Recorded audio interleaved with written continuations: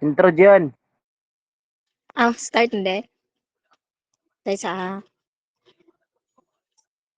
next na eh.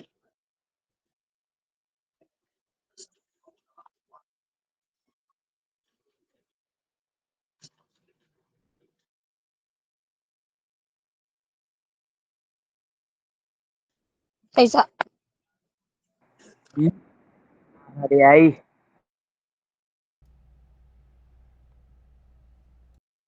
Pwede lang daw so magbasa line tao, no? ilan na ba ka mag-start nako? Okay. So good evening everyone. So among topic today is the man and the biosphere and its totality. So next. So before me start is na may quick questions lang. How do humans depend on nature daily? Tabaga, Tubagan niya siya kada na, na point. siya na. Wait sa ha. Ato nga Adugaya nagsige na na. kami nahuna. How do humans depend Nag on nature daily? kuan Like para kanang lang nimo. kuan ang like sa tuwa kay kanang sa mga tawo nga gipakita aron kay kuan man na kanang bisag asa lang labay-labay niya ang mga dagat daghan na kay basura niya ang pagdepend ana kay kanang kuan dapat mananom kanang i-kuan ang mga i-recycle ang mga plastic ana. Okay, ma'am. Yeah. Kaan, what happens if we waste this? Kasi ito baga to. Sila ito. Kani. Kani, do you believe that humans are a part of nature? Yes. Yes. Yan. Dili. It Dili. kay ganun ni kay motubag oy nakauban man ta tala. May nilapot pre. Dapat sila yung motubag. Gitubag Cyril. Unsa may Cyril, question?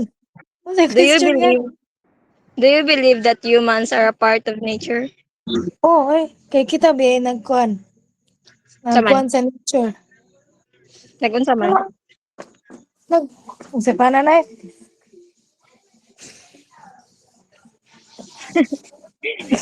So, Naguba or according nag-ay? to According to United Nations or Educational, Scientific and Cultural Organization or mas gitawag siyang UNESCO, humanity has always had a unique relationship to nature. Humans are part of nature, but they also influence nature in many more ways than most other organisms. So people have tried to control and shape nature throughout human history. So as the human developed new technology, from the wheel, from the metal flow, and the combustion of engine, people have continued to change the environment in ever increasing ways. So for example, ano is industrial revolution. Nagbrought siya mga new machines and technologies nga magamit sa kanang humans para ma-shape ang world. Humans now have higher rise buildings, mga solid surfaces, surfaces and vehicles. Okay, next. So our learning objectives is man and nature describe the inter interdependent relationship between humans and natural ecosystems. So di ba discuss naman to sa group 1 ng ecosystem. Unsa ganitong ecosystem, Erica?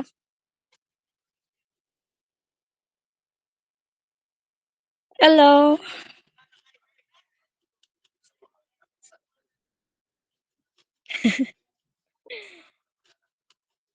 Tog na Ah, na ba? sige na Tog lang. na. Tog na Panatog paminaw. natog nakadam. Sige si Blair. Unsa ecosystem, Blair?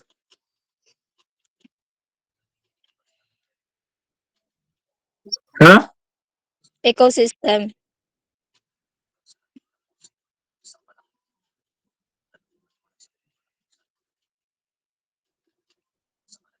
Ecosystem? Adbaya ana oy. Mm. Kuan. Kanami taong kanang Like kanilang sistema para sa sa tong iyo. kuan ba? Give Kanang me sa tong example sa ecosystem.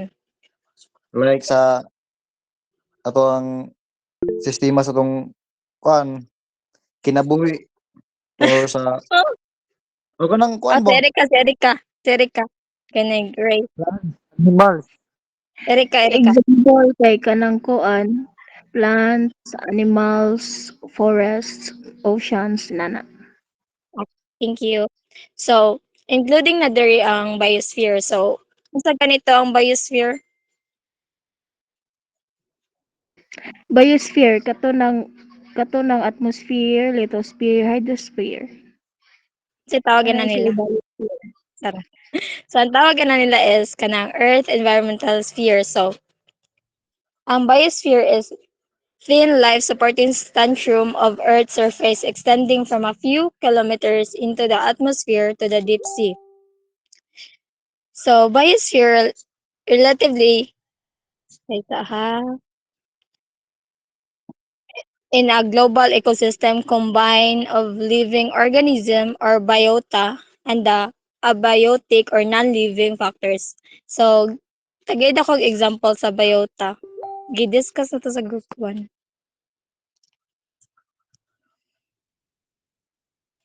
Wa, na lang eh.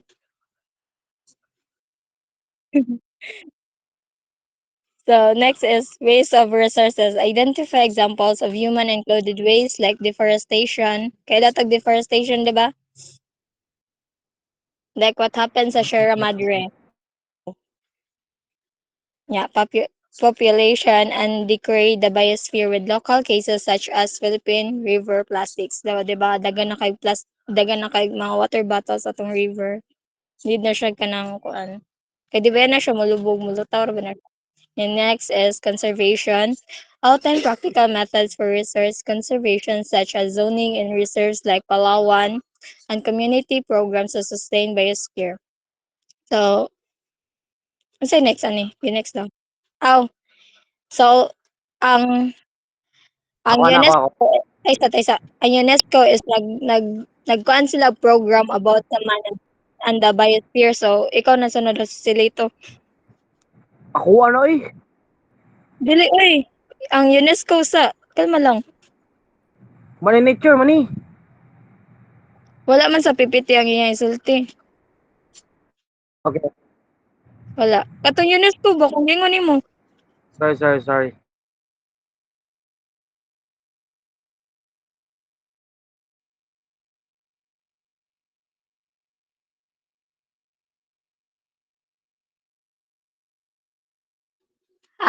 Ako lang? Ayaw, tagay ko si Lito para di maglagot si sir. Okay. Sorry.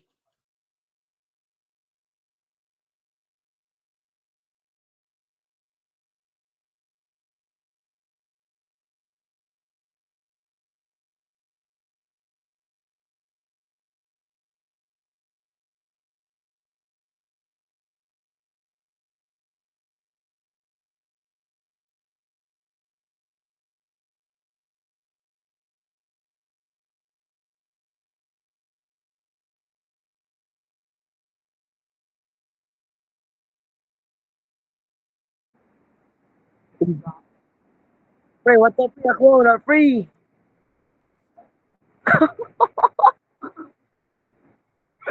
Wala yung Sige, gipipiti. padayon na lang. Iyo po. Ikaw na lang explain first. Sige, padayon na. Ako explain.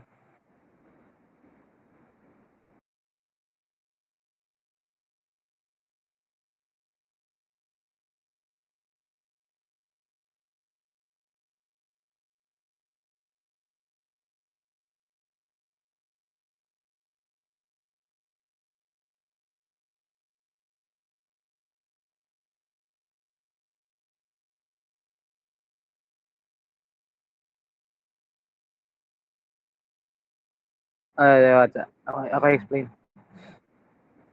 Man in nature, the image of They show how humans and nature are connected and depend on each other. People use natural resources like forests, ocean, and land for living, but they also have the responsibility to respect them.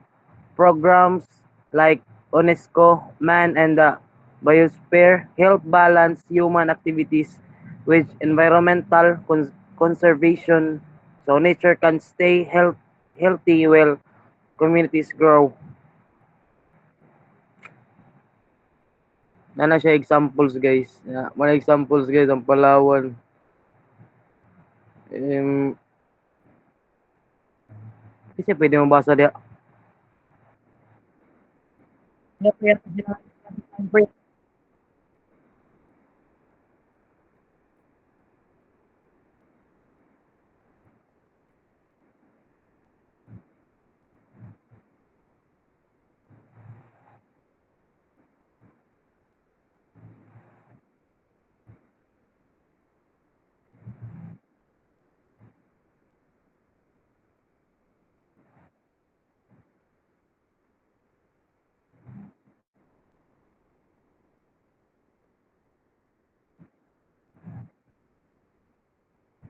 Atsa na kay kasumpay Atsa.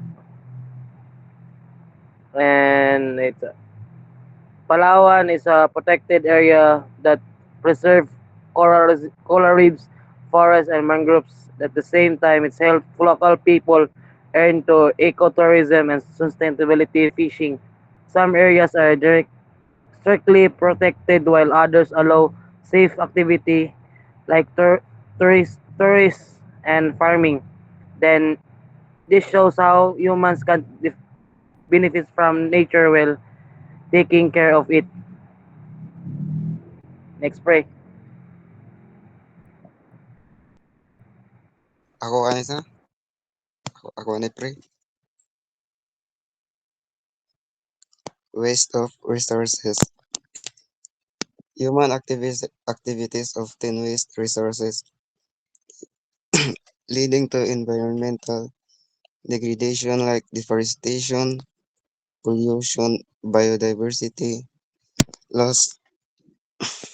Sa key examples kay agriculture runoff, polluting water, transportation emissions, and consumption of energy causing soil erosion and habitat destruction.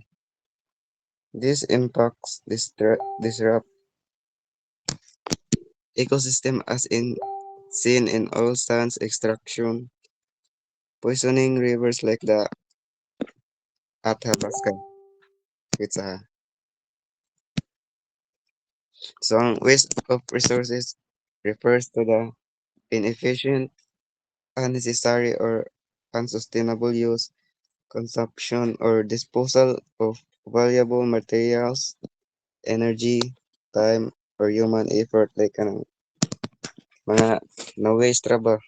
Mga example kay deforestation, overfishing, water pollution. Next break.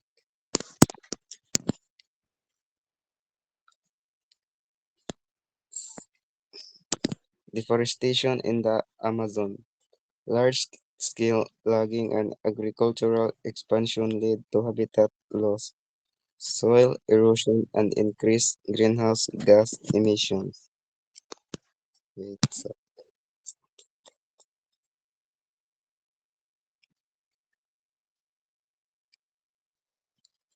so ang kuha naning deforestation of in the Amazon kay kanang logging, legal and illegal cutting of trees for timber, clears vast forest areas, destroying ecosystems that support millions of species like sloths and thousands of plant varieties kang lagi nga putol sa mga kahoy kay maka-cause mo na siya guba sa habitat. Next part. Plastic pollution in oceans. Single-use plastic and inadequate waste management result in massive marine pollution, harming aquatic life and ecosystems.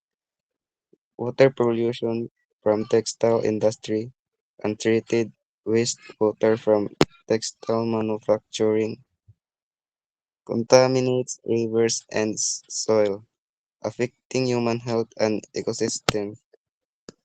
Kapag sige kuan ni giingon ni Gian ganina nga pagtaka og labay sa mga plastic nga magakosyag kuan it's magakosyag pollution yeah maka-cause og injury or death sa nagkuan sa dagat. Next, Franco na next. Ako na. Waste in landfills. Improper disposal of electronic waste leads to toxic chemical leakage and waste valuable resources like metals. Na example, the use of mangrove forests in the Philippines for sustainable aquaculture and ecotourism. Some areas of mangrove forest were previously considered wastelands, but now being restored and utilized for aquaculture, ecotourism, and coastal protection. Next, overfishing and marine depletion. Excessive Tay sa daw, fishing. balik ka Uh, sa wasteland. So, uh, natay example ani sa wasteland like sa Binaliw gyud like kadungog naman sa Binaliw 'di ba agi nakuan na guys. Nakuan siya na sa na sa to na landslide. oh Landslide. na landslide sila niya mo na cause na siya sa mga waste sa mga tao 'di ba? Ato ba ng waste so mo na siya example sa waste in landfills sa Binaliw. Okay, thank you. Next. Next. Oh, Mao sad na siya tahag labay. maka-cause sa mga baha. Like example katong pagbagyong Tino, 'di ba? Okay, next. Overfishing and marine depletion. Excessive fishing practices deplete fish stocks, damage marine ecosystem, and impacting food security. Example yan the decline of sardine population in waterways of Zamboanga Peninsula. Overfishing largely due to high demand for sardines local market has led to significant decrease in catches. Mm, na, na ang Philippines okay. So, ang Philippines gigamit og nag-implement siya og measure like fishing bans and regulation to help fish recover. Mga na. Next. Tayo na sad.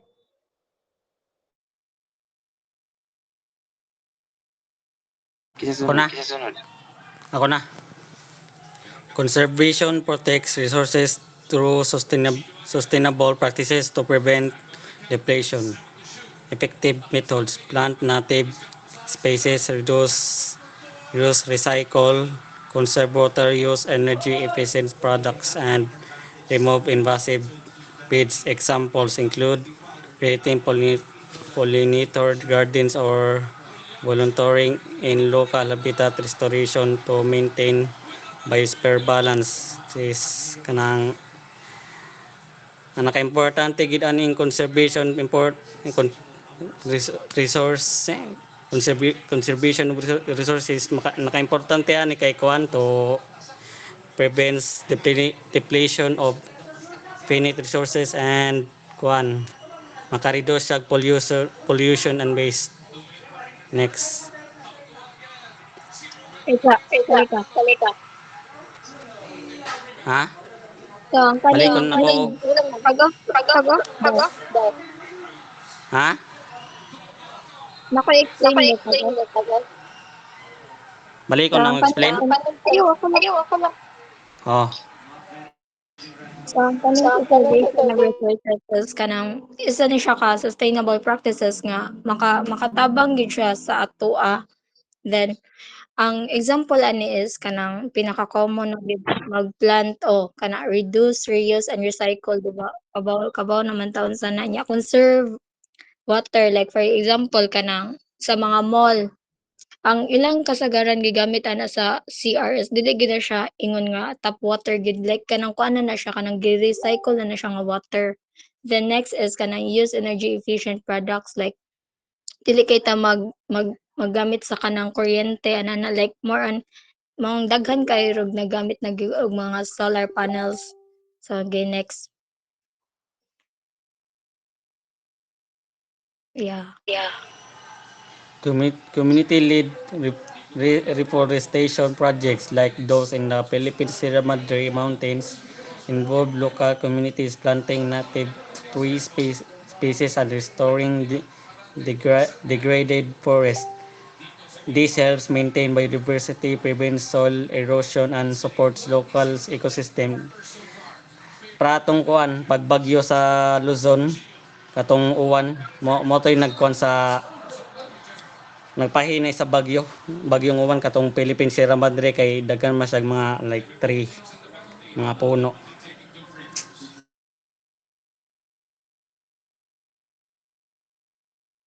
Na may pangutana guys.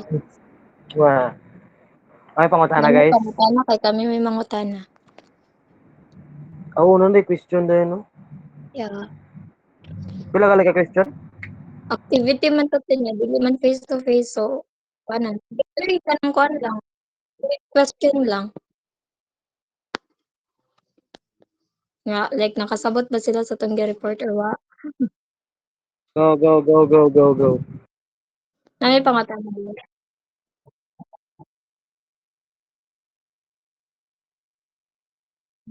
Hindi mo nasabot. Kasi na may wala ng sabtan.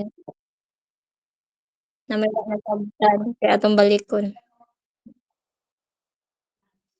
Sa kinsa nga side ang wala sabtan paliw kung kuningon. Balik ta. Para masabtan gyud. Og tanan balikon ninyo. Wow. Wow, siya na. Wow. Ikaw ha.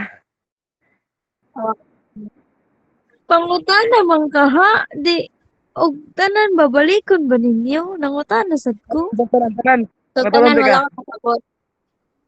Balikon, mabuntagay ito diri. Wala ka kasabot tanan siya na. Kasi napainito ni mo kung gabiin na ra ba ha?